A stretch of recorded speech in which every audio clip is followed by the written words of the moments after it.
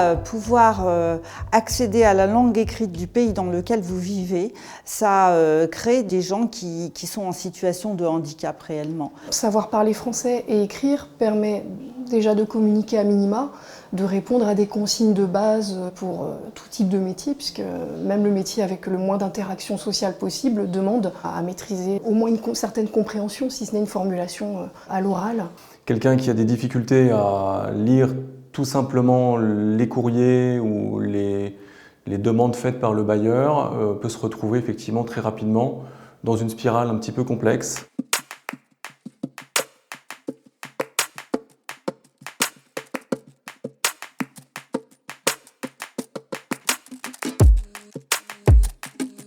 Le projet Interligne, c'est un partenariat entre un bailleur social et une association de lutte contre l'exclusion qui est l'association Aurore. On est dans le cadre d'une expérimentation, une innovation sociale, et l'innovation, elle réside réellement dans la démarche. Aller rencontrer le locataire à son domicile, c'est une démarche qui va permettre à un moment donné de prévenir des risques, notamment d'expulsion.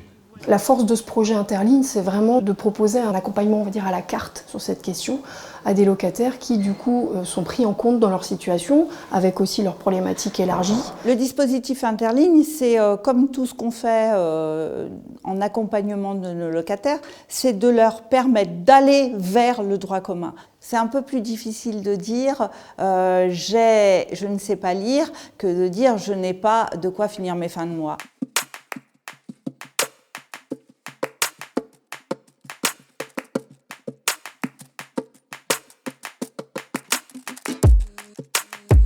Les difficultés rencontrées, c'était essentiellement une question autour de comment rencontrer ces locataires, comment ouvrir les portes, comment créer une relation de confiance. Le partenariat avec Toit et Joie, à travers ses gardiens, a notamment permis, de repérer les populations cibles, et puis d'accompagner notre intervenant auprès de ces familles ou de ces locataires pour en ouvrir les portes et permettre de réaliser le travail.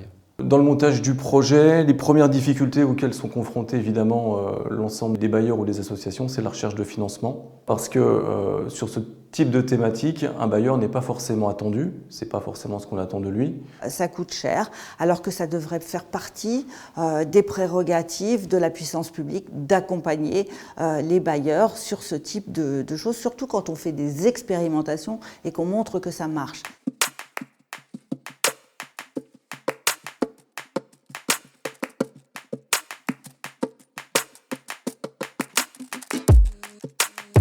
Sur les points positifs à observer des suites de ce projet, donc déjà une meilleure confiance des locataires en leur façon de parler, donc ce qui est déjà énorme pour faciliter la communication. La relation avec le bailleur était aussi fluidifiée puisque ce bailleur vient proposer des choses en plus, un regard sur la situation. On réussit à être à un endroit où on peut arriver à repérer les personnes, les accompagner physiquement quand il le faut par l'intermédiaire d'Aurore et de la formatrice et de garantir finalement le fait que les personnes puissent aller en formation. Ça ne veut pas dire qu'il n'y a pas d'échec, mais ça veut dire qu'on arrive quand même à relier l'offre et la demande, et que ça, c'est pour le coup assez innovant. On a eu des retours de locataires qui, du coup, partaient en groupe au centre du quartier, participaient aux ateliers cuisine qui étaient proposés en parallèle, des ateliers linguistiques, donc du lien social extrêmement favorisé. Je pense que le projet va beaucoup les aider, va leur donner une plus grande autonomie et après, quel plaisir pour moi de ne plus remplir leur chèque et de voir qu'eux ont pu le faire. Ce sera une belle récompense. Ouais.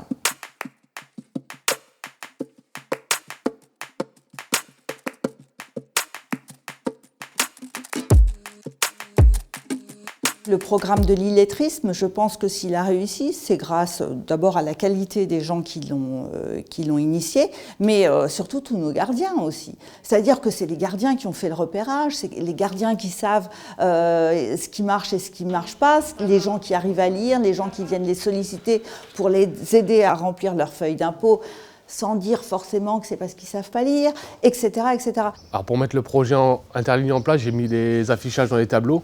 Un locataire était intéressé, j'ai contacté Leïla, donc on a mis des rendez-vous en place entre les deux, tout ça se serait bien passé. Ils ont discuté, ils ont vu ce qui était possible de faire et il a fait les cours de français et depuis ça se passe beaucoup mieux. J'ai senti une belle évolution dans son vocabulaire et dans sa compréhension. Une part importante de ces familles rencontrées ont maintenu leur engagement dans la formation et en sont sortis avec des acquis qui leur permettent aujourd'hui peut-être de mieux réfléchir à la question de l'insertion sociale et professionnelle. Dernièrement, le financeur, ce qui est assez rare, est venu nous voir directement à Toit et Joie. Il s'est déplacé personnellement pour nous refaire les mêmes compliments et les mêmes encouragements et en nous disant qu'il allait porter le projet éventuellement au niveau du préfet pour qu'on puisse continuer à développer ce type d'action. Cette action s'adresse à une population qu'on nomme aujourd'hui un peu invisible, qui échappe au radar, aux institutions classiques de l'intermédiation, à la fois du social mais de l'emploi, et qu'une démarche d'aller vers, elle est à la fois nécessaire mais prioritaire quand on veut s'adresser effectivement à une population qui est très en marge. On en est même fiers que des gens sortent de l'illettrisme, non seulement grâce à nous, mais que ça leur permette d'accéder à l'entièreté de leur citoyenneté. C'est quelque chose de positif. Ces partenariats et ces hybridations entre d'un côté un bailleur social et une association de lutte contre l'exclusion, ça crée de l'ingénierie, ça crée de la richesse, ça crée des dispositifs et ça permet d'expérimenter des nouvelles formes de prise en charge des locataires en l'occurrence, mais des populations les plus fragiles plus généralement.